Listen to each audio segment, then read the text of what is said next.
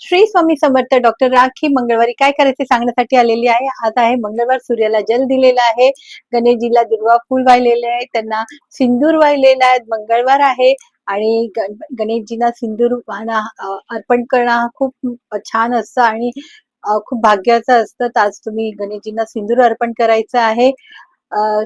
शिवलिंगावर जल द्यायचं आहे, बेल फूल अर्पण करायचं आहे.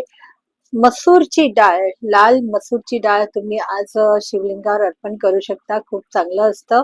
आजच्या दिवशी मसूरची डाळ तुम्ही दानामध्ये सुद्धा द्या. लाल डाळ किंवा लाल फळं किंवा अ, असे लाडू वगैरे बेसनाचे असं तुम्ही दानामध्ये देऊ शकता.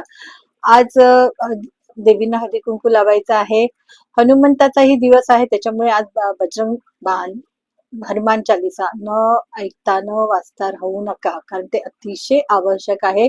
आजच तुम्ही बघितलं की काही बातम्या यायला लागलेल्या आहेत आणि ह्या बातम्यांना आपल्यापासून दूर राहायचं असेल तर आपल्याला हे सगळं करणं आवश्यक आहे आणि जे आहेत त्यांची सुरक्षितते सुद्धा आपल्याला प्रार्थना करायची आहे. त्याच्यामुळे आपण हनुमान चालीसा नक्कीच वाचायचे. संध्याकाळी दाराबाहेर दक्षिणेला दिवा लावायचा, तुळशीला दिवा लावायचा आहे. हनुमंताच्या देवळात जाता आलं तर तिथे जाऊन राईचं तेलाचं तुम्ही तेल अर्पण करायचं आहे. काळे तीळ किंवा डाळ तुम्ही अर्पण करायची आणि त्यांना रुईच्या पानांचा हार लावायचा आहे. तिथला हनुमंतांच्या डाव्या पायाच्या इथला सिंदूर असतो तो घेऊन यायचा आणि आपल्या दारावर स्वस्तिक कडा, तुमची गाडी वगैरे असेल तिथे स्वस्तिक कडा की आपल्याला संरक्षण कवच मिळवण्यासाठी.